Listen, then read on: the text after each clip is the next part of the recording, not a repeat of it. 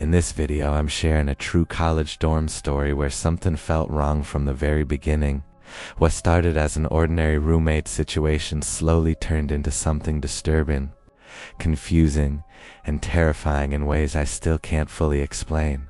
I grew up in West Virginia in a small town. You won't hear me say the name of the college I went to, but it was a small school in a town about 15 minutes from home. In 2021, when I was a student in college, COVID was still a big part of my life. One of the most important effects was on the dorms. People didn't stay on campus because of COVID. Instead, they rented apartments close. I didn't have that because I was poor. Since I lived close, I stayed on campus and drove home for the weekend. Still, I wanted to get the most out of college by living in the apartments. Mine is the person I met on my first day. There was some texting between us because my school gave her my phone number so we could get to know each other. I found this a little odd. She sent me the message first and she seemed nice. She was still nice when I met her in person, but she didn't say much. She had an air of entitlement about her. She once said everyone has their own room because there aren't many students. I did it last term. And until you joined now, it shocked me and I didn't know what to say, so I changed the subject and the talk went on. I told her I lived close by and would be gone for the weekend starting Friday and returning Monday at 6 a.m. during the week. She didn't say much. She stayed with her boyfriend in his college room most of the time. Now comes the scary part. I left for the weekend on the first Friday. Like I said I would, I came back on Monday at 6 o'clock. Since I didn't have class until 10, I went back to sleep. This was my thick memory foam cushion. After lying down for 10 minutes, I could feel the edge of the bed getting soft. I didn't move. I was so tired that I could barely think about what was going on for a minute. The mattress then rose again. That's when I knew. Someone stood on my bed. When I turned around, she was facing the wall and looked like she was sleeping. I went back to sleep. I left and came back at the same time the next weekend. I once more wanted to sleep more. As soon as I laid down, I felt the cushion sink in again. It wasn't just the edge this time, though. Someone was sitting next to me, and the whole side was leaning. I didn't move. I was stuck there. Then I heard them stand up. My bed was really high. I had to use a step stool to get on top of it. I heard them jump off. I took a deep breath and then turned around.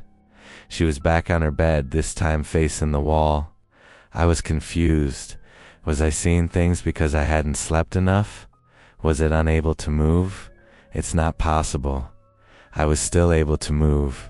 Someone might have broken into my room. Not possible. We were the only ones with the keys. I thought maybe I was just very tired and making things up. I went back to sleep. Monday came around and I was really scared. When I came in, she was lying down with her back to my bed. Since she was already asleep, I got in bed with her and tried to sleep too. After 5 minutes, I felt my bed sink again. I closed my eyes tight, felt someone sitting next to me and got ready to turn around. After that, someone touched the back of my neck. It broke my heart. I believed I was gonna faint. I didn't move at all. They didn't squeeze, they only held my neck. After what seemed like hours, I finally felt them get up from my bed. I didn't move either.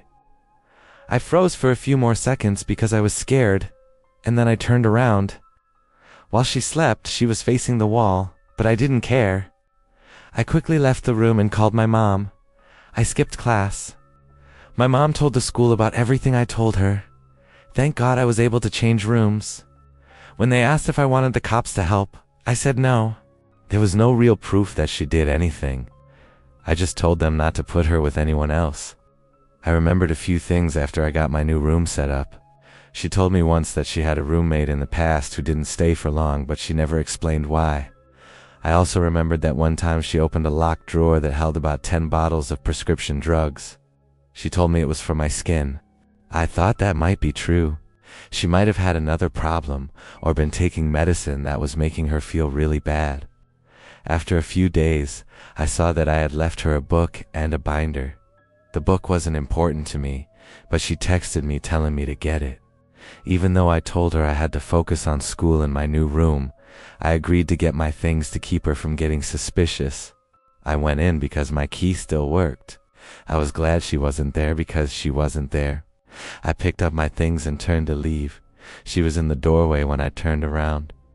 I didn't hear her open it. I smiled and tried not to get upset. At first she didn't say anything. I walked by her as I left. "Where's your new room?" she asked. "It's on the first floor," I told her. I lied when she asked which hall it was. She asked if it was close to the stairs, the front door, the office, or something else. She kept pushing me even though I said I couldn't remember. I lied again when I said it was close to the stairs. I turned around and left, and I never saw her again. I was afraid to tell her boyfriend. It still makes me think.